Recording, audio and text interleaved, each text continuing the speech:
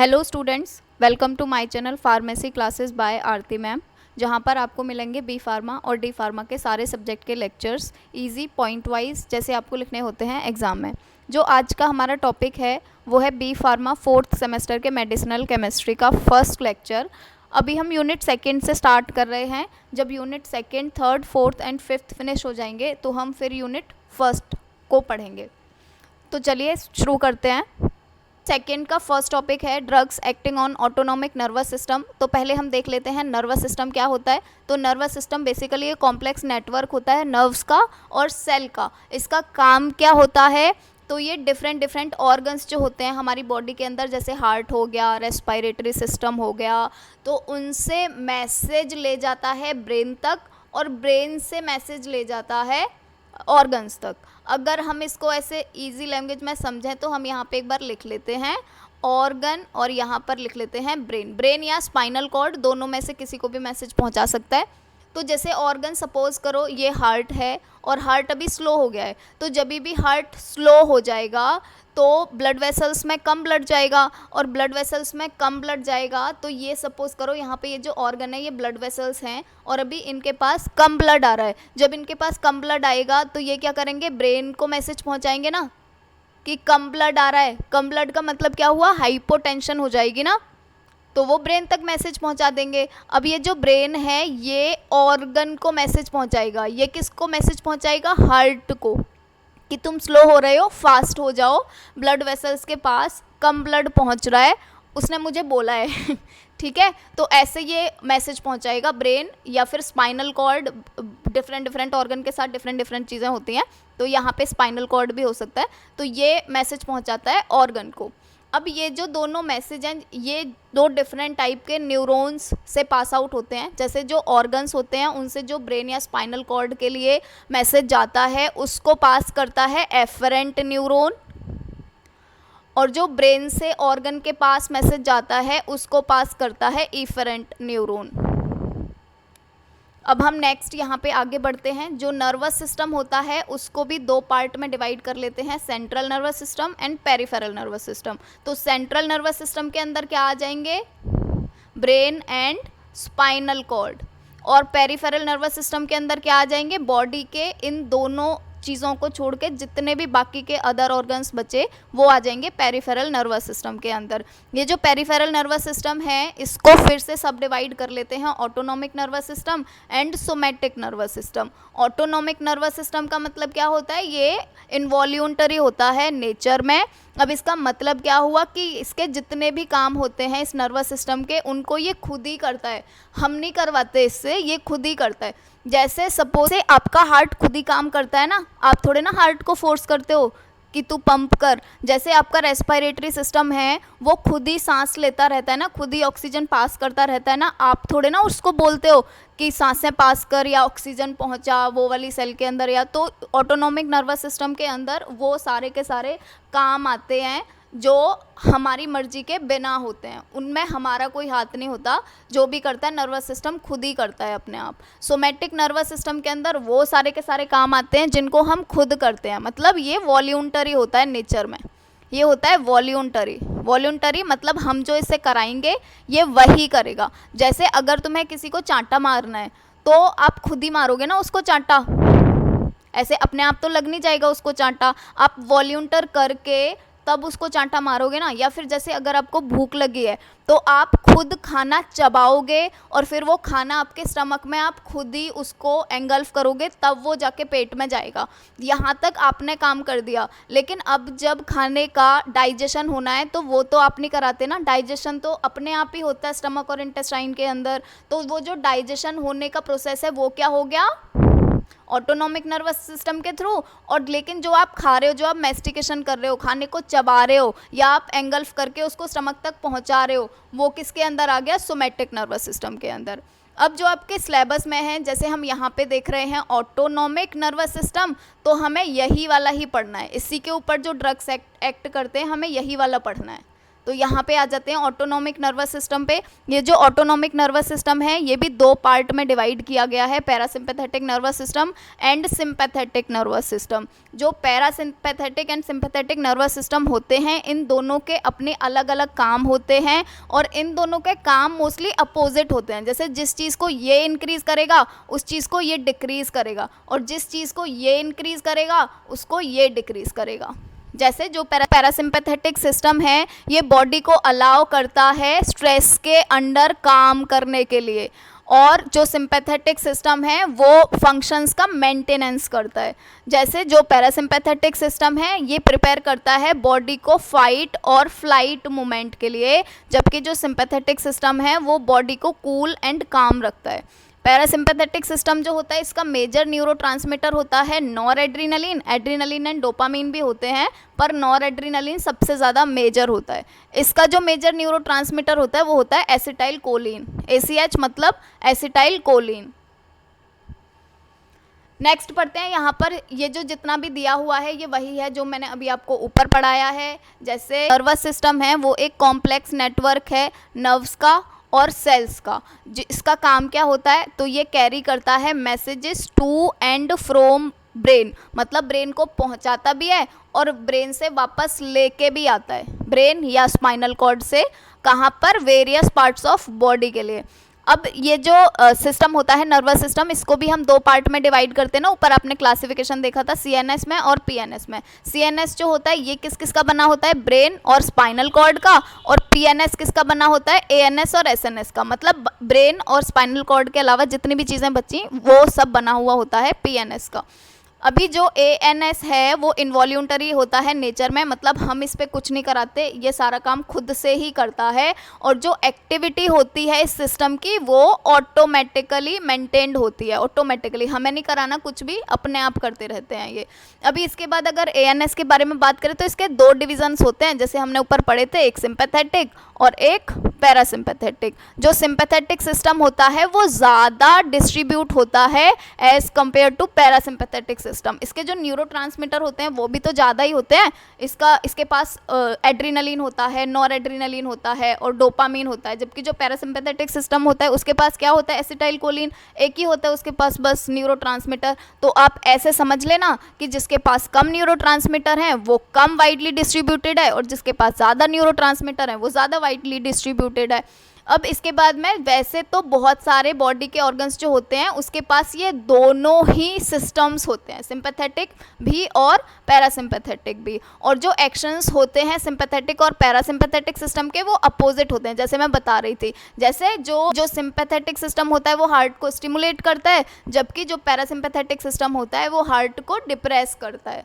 तो नेक्स्ट हम पढ़ेंगे एड्रीनर्जिक न्यूरोट्रांसमीटर्स के बारे में। जो एड्रीनर्जिक ट्रांसमिशन है वो रिस्ट्रिक्टेड होता है सिंपैथेटिक डिवीज़न के लिए। सिंपैथेटिक डिवीज़न मतलब एड्रीनर्जिक डिवीज़न भी बोल सकते हैं हम इसको, और ये जो एड्रीनर्जिक न्यूरोट्रांसमीटर्स है इसको हम और क्या बोल सकते हैं, सिंपैथेटिक न्यूरोट्रांसमीटर्स भी बोल सकते हैं।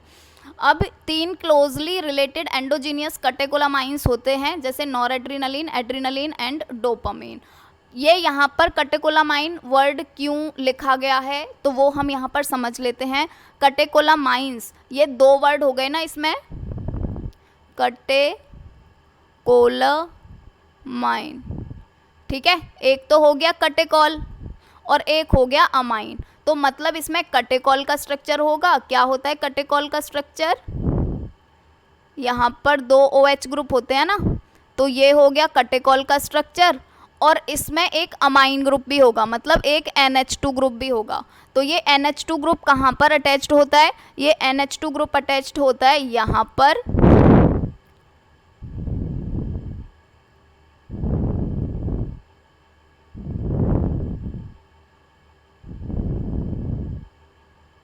अब देखो ये आ गया ना यहाँ पर NH2 ग्रुप, तो इसलिए हम इसको बोलते हैं कैटेकोलामाइन। कैटेकॉल बोलते हैं इस स्ट्रक्चर की वजह से और अमाइन बोलते हैं इस NH2 ग्रुप की वजह से।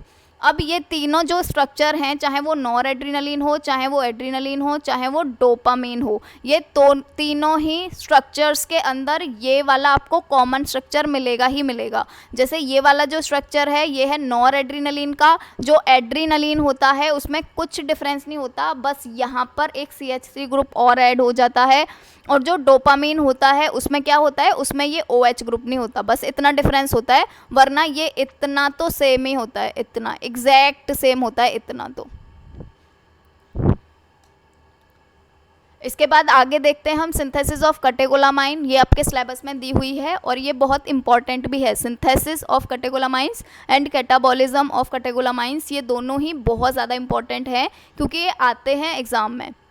सबसे पहले देख लेते हैं जो सिंथेसिस होती है कैटेकोलामाइंस की, वो फिनाइल एलानिन से होती है। फिनाइल एलानिन क्या होता है, अमाइनो एसिड होता है। अब इसको भी अगर आप इसका स्ट्रक्चर भी याद रखने की कोशिश करें ना तो कुछ नहीं है इसमें। देखो फिनाइल ग्रुप है एक, तो ये हो गया फिनाइल, उसके बाद में क्या है एलानिन। तो एलानिन अमाइनो एसिड का स्ट्रक्चर तो आपको पता ही होगा ना, CH3 CH और जितने भी अमाइनो एसिड होते हैं उनमें क्या होता है, एक NH2 ग्रुप होता है, एक COOH ग्रुप होता है। तो इसको याद करने की ज़रूरत भी नहीं है, इवन आपको बस अगर पता हो कि फिनाइल ग्रुप कौन सा होता है और एलानिन अमाइनो एसिड जो होता है उसका स्ट्रक्चर क्या होता है। अब नेक्स्ट देखते हैं इसकी सिंथेसिस। तो यहाँ पर मैं बताऊँगी आपको 2-3 चीज़ें कि आपको 2-3 चीज़ें पता होनी चाहिए जिससे आपको सिंथेसिस याद करने के लिए इजी हो जाएगी। जैसे हाइड्रोक्सिलेज का मतलब क्या होता है, हाइड्रोक्सिल ग्रुप का ऐड हो जाना। हाइड्रोक्सिल मतलब OH ग्रुप का ऐड हो जाना। यहाँ पर भी हाइड्रोक्सिलेज है, मतलब यहाँ भी एक हाइड्रोक्सी ग्रुप ऐड हो रहा होगा। डीकार्बोक्सिलेज का मतलब क्या होता है, कार्बोक्सिलिक एसिड ग्रुप जो होता है, मतलब COOH ग्रुप जो होता है उसका डी का मतलब क्या होता है, रिमूव हो जाना। तो कार्बोक्सिलिक ग्रुप का रिमूव हो जाना उसको बोलते हैं डी कार्बोक्सिलेज। तो मतलब यहाँ पर कार्बोक्सिलिक ग्रुप जो है वो रिमूव हो रहा होगा। यहाँ पे देखो फिर से हाइड्रोक्सिलेज आ गया, मतलब यहाँ पे फिर से एक हाइड्रोक्सी ग्रुप ऐड हो रहा होगा। और यहाँ पे एन मिथाइल ट्रांसफरेज आ गया, मतलब यहाँ पर मिथाइल ग्रुप ट्रांसफर हो रहा होगा। ट्रांसफरेज मतलब ट्रांसफर हो रहा होगा। अब जो फिनाइल एलानिन है, जब उस पर फिनाइल एलानिन हाइड्रोक्सिलेज मतलब फिनाइल एलानिन पर एक हाइड्रोक्सी ग्रुप ऐड हो जाए तो ये वाला स्ट्रक्चर बन जाएगा। ये हो गया यहाँ पर ऐड एक हाइड्रोक्सी ग्रुप, और इस स्ट्रक्चर को क्या बोल देते हैं, इस स्ट्रक्चर को बोलते हैं टायरोसिन। अब क्या होगा, अब एक और एंजाइम इस पर एक्ट करेगा, टायरोसिन हाइड्रोक्सिलेज। फिर से हाइड्रोक्सिलेज आ गया, मतलब फिर से एक हाइड्रोक्सी ग्रुप ऐड हो रहा होगा। तो अभी फिर से यहाँ पर टायरोसिन पर एक हाइड्रोक्सी ग्रुप ऐड हो जाता है, तो उसको हम बोलते हैं एल डोपा। डोपा ऐसे भी लिख लेते हैं, तो ऐसे इसको बना लेना, अगर चाहो तो कैप्स में भी बना लेना इसको। ये हो गया एल डोपा। अब जो एल डोपा है उस पर फिर से एक एंजाइम एक्ट करता है, इस एंजाइम का नाम होता है डोपा डी कार्बोक्सिलेज। मतलब डी कार्बोक्सिलेज, कार्बोक्सिलिक ग्रुप का रिमूवल होना है, कार्बोक्सिलिक ग्रुप यहाँ पर ही है ना बस। तो अभी यहाँ पर ये कार्बोक्सिलिक ग्रुप रिमूव हो जाएगा और यहाँ पर क्या आ गया, H आ गया। उसके बाद में नेक्स्ट जो एंजाइम है वो है डोपामीन बीटा हाइड्रोक्सिलेज। अब बीटा हाइड्रोक्सिलेज है तो मतलब हाइड्रोक्सी ग्रुप ऐड तो होगा पर वो बीटा पोजीशन पे होगा। अब अगर हम यहाँ पर नाइट्रोजन के कंपैरिजन में देखें तो ये वाली हो गई अल्फा पोजीशन और ये वाली हो गई बीटा पोजीशन यहाँ पर। तो यहाँ पर ऐड होगा ना हाइड्रोक्सी ग्रुप, तो अभी यहाँ पर हाइड्रोक्सी ग्रुप ऐड हो जाएगा, तो ये हो गया हाइड्रोक्सी ग्रुप ऐड। उसके बाद में ये बन गया नॉर एड्रीनलिन। अभी ये जो नॉर एड्रीनलिन है यहाँ पर एक और एंजाइम काम करेगा जिसका नाम होता है एन मिथाइल ट्रांसफरेज। और एन मिथाइल ट्रांसफरेज का मतलब क्या होगा, मिथाइल ग्रुप का ट्रांसफर हो रहा होगा। तो ये रहा मिथाइल ग्रुप और इस स्ट्रक्चर को हम बोलते हैं एड्रीनलिन। अब यहाँ पर है ना, मैं आपको एक चीज़ और बताना चाहती हूँ आपकी ईजीनेस के लिए। मैंने यहाँ पर जितने भी नए ग्रुप ऐड हो रहे हैं उनको ना रेड से लिखा हुआ है।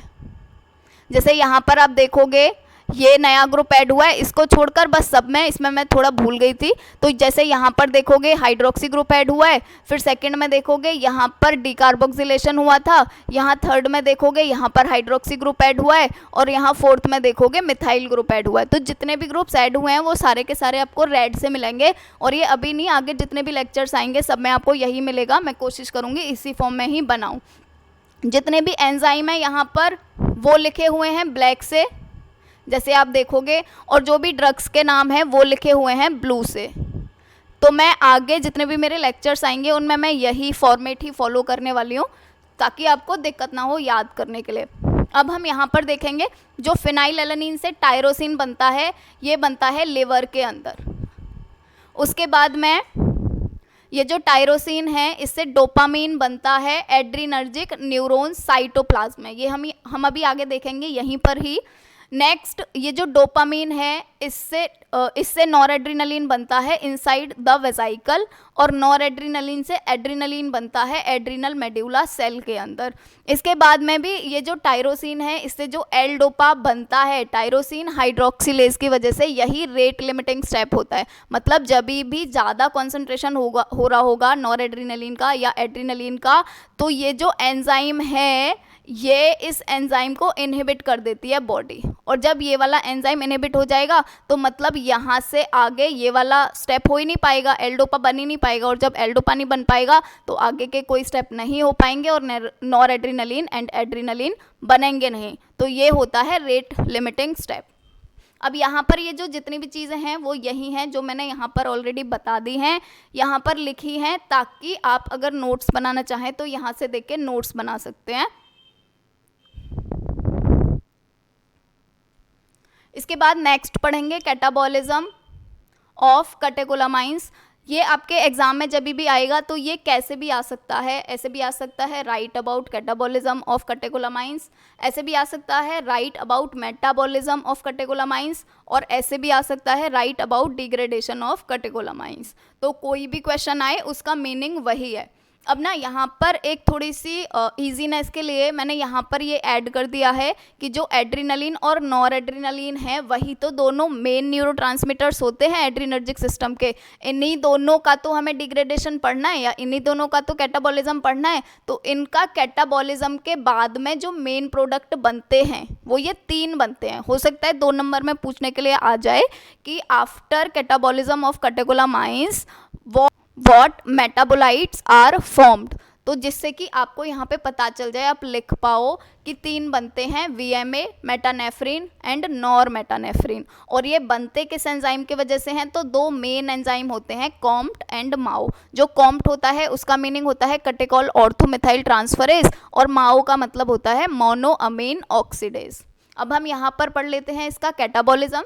तो सबसे पहले हमने यहाँ पर ये 2 जो न्यूरोट्रांसमीटर हैं वो लिख लिए हैं, नॉर एपिनेफ्रिन एंड एपिनेफ्रिन। और कंफ्यूज मत होना, नॉर एपिनेफ्रिन का मतलब ही होता है नॉर एड्रीनालिन और एपिनेफ्रिन का मतलब होता है एड्रीनालिन। तो यहाँ पर चाहो तो नॉर एपिनेफ्रिन एंड एपिनेफ्रिन भी कर सकते हो, कोई दिक्कत नहीं है। बस ये समझ लो नॉर एड्रीनालिन मतलब नॉर एपिनेफ्रिन, एड्रीनालिन मतलब एपिनेफ्रिन।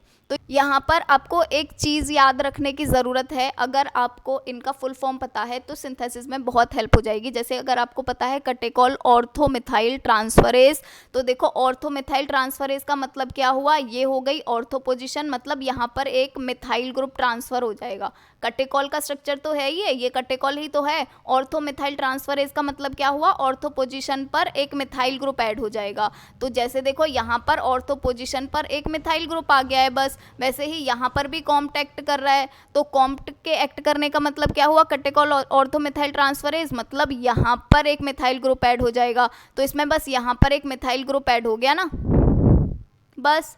इसके बाद में जो नॉर एपिनेफ्रिन है इससे बनता है नॉर मेटानेफ्रिन, और जो एपिनेफ्रिन है उससे बनता है मेटानेफ्रिन। जहाँ पे नॉर लग रहा है वहाँ नॉर लगा दो, जहाँ नॉर नहीं लग रहा है वहाँ नॉर नहीं लगाना है।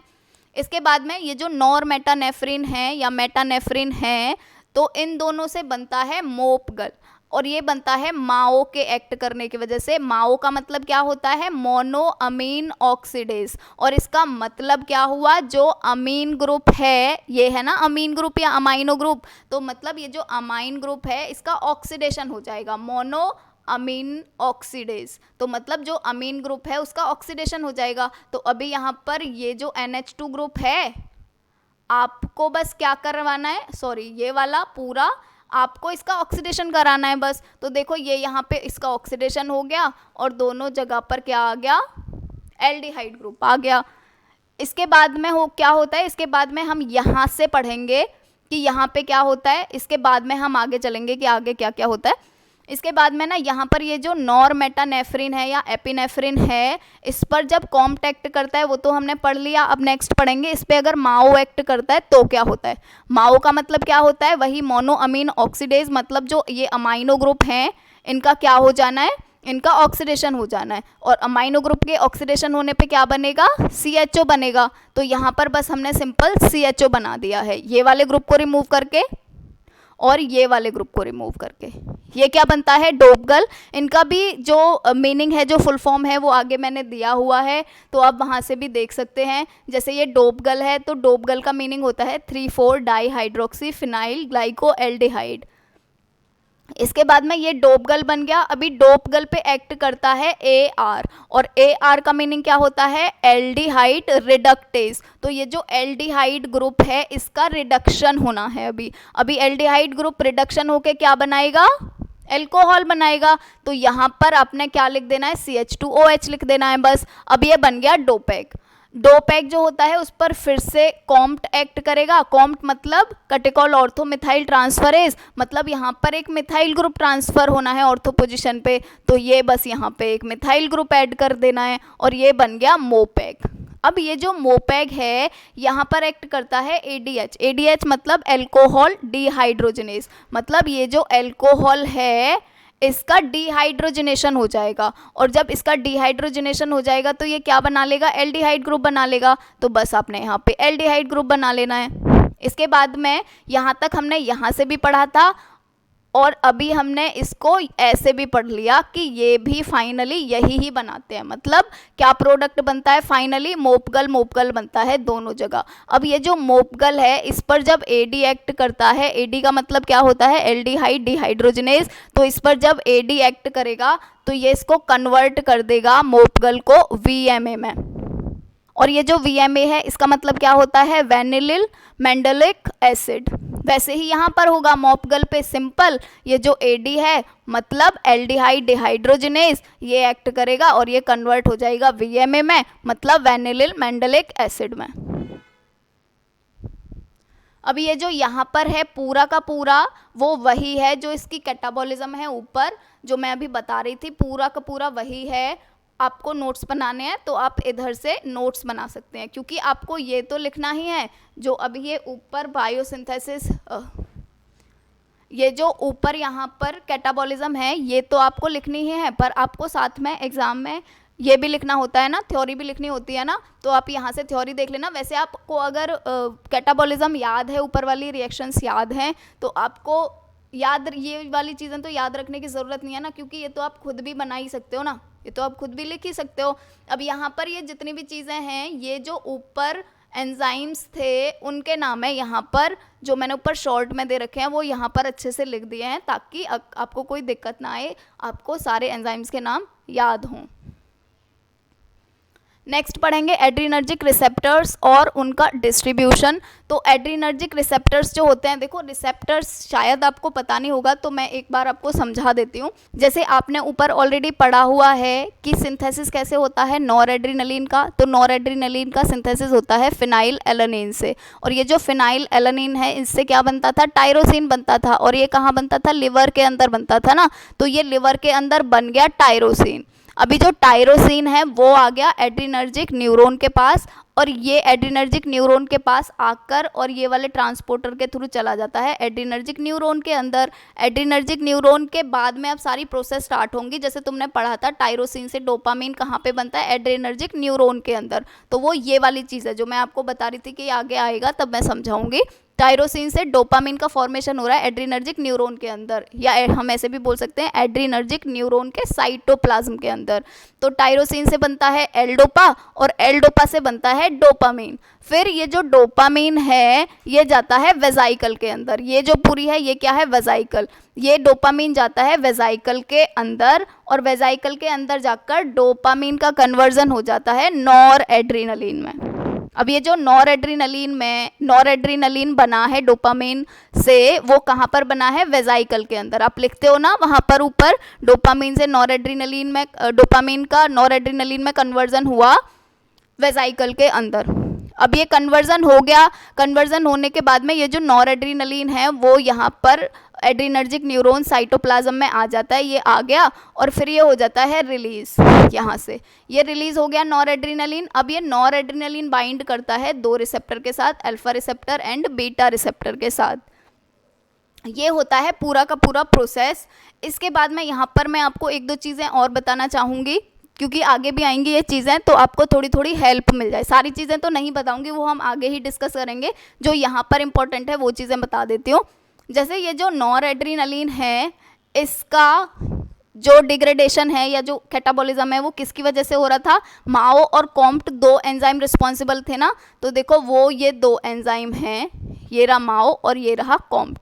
इसके बाद में भी क्या होता है कि ये जो नॉर एड्रीनलिन है यहाँ पर साइटोप्लाज्म वाला, एड्रीनर्जिक न्यूरॉन साइटोप्लाज्म वाला, ये क्या करता है, यहाँ से नॉर एड्रीनलिन इस ट्रांसपोर्टर को यूज़ करके ये फिर से वेजाइकल के अंदर चला जाता है। तो ये क्या करता है, यहाँ आएगा, ये फिर से वेजाइकल के अंदर, यहाँ आएगा, फिर से वेजाइकल के अंदर। लेकिन हमें क्या चाहिए कि रिसेप्टर से बाइंड होना चाहिए ना। जब ये यहाँ तक आ ही नहीं पाएगा तो रिसेप्टर से बाइंड कैसे हो पाएगा, क्योंकि ये तो यहीं से ही वापस चला जा रहा है। तो इसके लिए हम क्या करते हैं, ये ट्रांसपोर्टर का नाम होता है वेसिकुलर मोनोअमीन ट्रांसपोर्टर 2। हम क्या करते हैं, इस ट्रांसपोर्ट को इनहिबिट करा देते हैं। जब ये ट्रांसपोर्टर इनहिबिट हो जाएगा तो ये नॉर एड्रीनलिन इधर जा ही नहीं पाएगा। जैसे सोचो ये गेट है, अगर हमने इस गेट को क्लोज कर दिया तो ये नॉर एड्रीनलिन तो जा ही नहीं पाएगा ना अंदर, तो हम इसीलिए इसको इनहिबिट करा देते हैं। तो इसको इनहिबिट करने का मेन काम करता है रेजरपिन। ये आपका ड्रग आएगा एंटी एड्रीनर्जिक के अंदर, इसलिए मैं आपको बता रही थी यहाँ पर कि रेजरपिन जो होता है वो इसको ही इनहिबिट कर देता है। फिर नेक्स्ट अगर ये यहाँ पर भी आ गया तो फिर से ये दोबारा से चला जाता है यहाँ, फिर से एड्रीनर्जिक न्यूरॉन साइटोप्लाज्म में चला जाता है इस ट्रांसपोर्टर के थ्रू। इस ट्रांसपोर्टर का नाम क्या होता है, नॉर एपिनेफ्रिन ट्रांसपोर्टर। अब यहाँ पर नॉर एपिनेफ्रिन लग रहा है तो यहाँ से सिर्फ नॉर एड्रीनलिन ही जा सकता है और कोई नहीं जा सकता। एड्रीनलिन, डोपामिन, वोपामिन कुछ नहीं जाएंगे, सिर्फ और सिर्फ नॉर एपिनेफ्रिन ही जाएगा। तो ये नॉर एपिनेफ्रिन फिर से यहाँ पर चला जाता है। अब जैसे ये फिर से यहाँ निकलेगा तो फिर से चला जाएगा, फिर से यहाँ निकलेगा, फिर से यहाँ इधर चला जाएगा। तो इसलिए हमें इसको भी इनहिबिट कराने की ज़रूरत पड़ती है, और इसको जो इनहिबिट कराता है वो होता है कोकेन। अभी के लिए इतना ही काफ़ी है, आगे ये जितनी भी चीज़ें हैं इन सारी चीज़ों के बारे में भी पढ़ेंगे। अब हम आ जाते हैं यहाँ पर, जैसे ये जितने भी न्यूरोट्रांसमीटर हैं बेसिकली उनको बाइंड तो रिसेप्टर से ही होना होता है ना, और सारे सिस्टम्स के अलग अलग रिसेप्टर्स होते हैं, जो आप आगे भी अभी बहुत सारे रिसेप्टर्स पढ़ोगे। तो हम यहाँ पर पढ़ते हैं एड्रीनर्जिक रिसेप्टर्स के बारे में। जो एड्रीनर्जिक रिसेप्टर्स होते हैं वो दो तरह के होते हैं, एक होता है अल्फा एड्रीनर्जिक रिसेप्टर और एक होता है बीटा एड्रीनर्जिक रिसेप्टर। जो अल्फा एड्रीनर्जिक रिसेप्टर होता है इसके भी दो सब टाइप होते हैं, एक अल्फा 1 एक अल्फा 2, और जो बीटा एड्रीनर्जिक रिसेप्टर होता है उसके 3 सब टाइप होते हैं, एक होता है बीटा 1, एक होता है बीटा 2 और एक होता है बीटा 3। अब ये जितने भी रिसेप्टर्स हैं हमें यहाँ पर पढ़ने की ज़रूरत क्यों पड़ रही है, तो ये जितने भी रिसेप्टर्स हैं ना, सब पे जब भी नॉर एड्रीनलिन बाइंड होगा तो सारे रिसेप्टर जो होते हैं ये अलग अलग ऑर्गन्स पे प्रेजेंट होते हैं, और जब भी नॉर एड्रीनलिन या डोपामिन इन रिसेप्टर से बाइंड करते हैं, जैसे A1 से बाइंड करेंगे तो डिफरेंट एक्शन होगा, A2 से बाइंड करेंगे तो डिफरेंट एक्शन होगा, वैसे ही B1 से बाइंड करेंगे डिफरेंट एक्शन होगा, B2 से बाइंड करेंगे डिफरेंट एक्शन होगा। तो इसीलिए हमें यहाँ पर ये सारे अलग अलग जो रिसेप्टर्स हैं इनके बारे में अलग अलग पढ़ना है। यहाँ पर ना सबसे ज़्यादा आप इस पे ध्यान देना, जो अल्फा 2 रिसेप्टर है वो देखो यहाँ पर प्रेजेंट है, ये जो प्रीसाइनेप्टिक न्यूरॉन है वहाँ पर प्रेजेंट है, और ये जो अल्फा 2 रिसेप्टर होता है ना ये होता है इनहिबिटरी रिसेप्टर। अब इनहिबिटरी रिसेप्टर का मीनिंग क्या होता है, अगर नॉर एड्रीनलिन इस रिसेप्टर से बाइंड हुआ तो ये उल्टा काम करेगा, ये होता है अल्फा 2 का मतलब। वो हम अभी और आगे समझेंगे इसको अच्छे से, बस आप ये ध्यान रखना कि अल्फा 2 जो होता है वो इनहिबिटरी रिसेप्टर होता है। तो जो अभी आपने ऊपर पढ़े थे जो 5 सब types alpha 1, alpha 2, beta 1, beta 2 and beta 3 receptors, उनके बारे में यहाँ पर पढ़ लेते हैं कि ये जो रिसेप्टर्स हैं ये कहाँ पर प्रेजेंट होते हैं, और जब ये स्टिमुलेट होते हैं तो काम क्या होता है, तो यहाँ पर मेनली आपको देखने वाली क्या चीज़ है कि जो अल्फा 1 एड्रीनर्जिक रिसेप्टर है वो ब्लड वेसल्स में प्रेजेंट होता है, और जब ये रिसेप्टर स्टिमुलेट होता है तो ये कॉन्स्ट्रिक्शन कर देता है ब्लड वेसल्स का। और ब्लड वेसल्स का कॉन्स्ट्रिक्शन का मतलब क्या हुआ, जैसे ये इनका साइज है, और कॉन्स्ट्रिक्शन का मतलब क्या होगा कि साइज कम हो जाएगा, और जब साइज कम होगा तो उसका मतलब क्या है, ब्लड का प्रेशर ज़्यादा पड़ेगा ये वॉल पे, और उसी को हम बोलते हैं कि बीपी बढ़ गया है। तो यही होगा ना यहाँ पर, अगर अल्फा 1 एड्रीनर्जिक रिसेप्टर स्टिमुलेट हुआ तो मतलब वो कॉन्स्ट्रिक्शन कर देगा ब्लड वेसल्स का, और कॉन्स्ट्रिक्शन करने का मतलब क्या हुआ, बीपी इंक्रीज हो जाएगा। सेकंड है, ये आईज की आइरिस में भी मिलते हैं, और जब ये स्टिमुलेट होते हैं तो कॉन्ट्रैक्शन कर देते हैं आइरिस का। ये स्मूथ मसल्स में भी प्रेजेंट होते हैं, और जब स्टिमुलेट होते हैं तो ये जो स्मूथ मसल की टोन है उसको इंक्रीज कर देता है।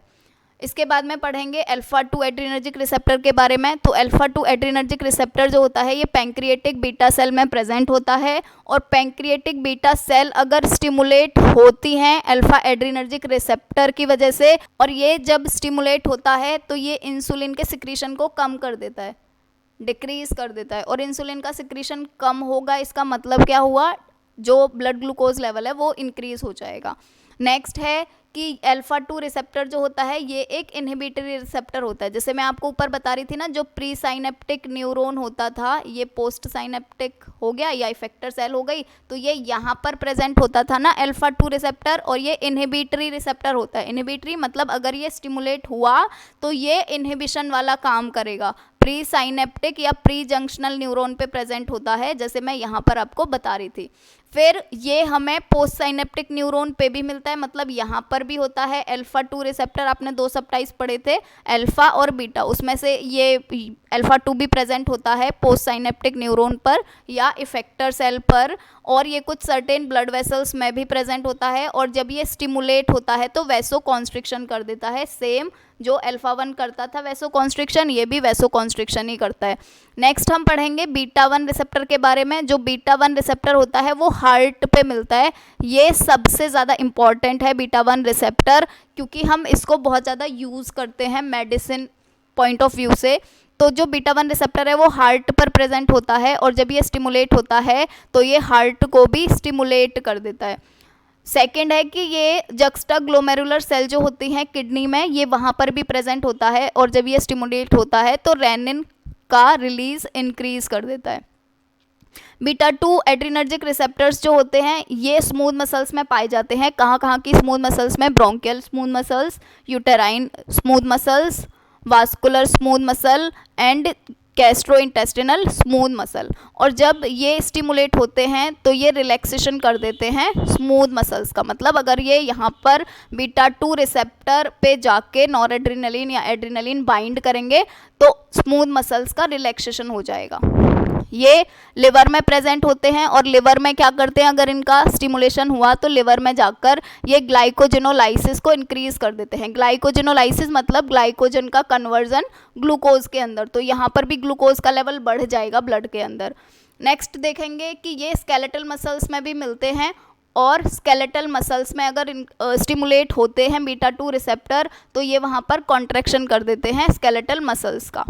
नेक्स्ट देखेंगे जो बीटा 3 रिसेप्टर है ये एडिपोज टिश्यूज़ में पाए जाते हैं, और एडिपोज टिश्यू के अंदर अगर स्टिमुलेट होते हैं ये तो क्या कर देते हैं, लाइपोलाइसिस कर देते हैं, मतलब लिपिड का डिग्रेडेशन कर देते हैं। Thank you.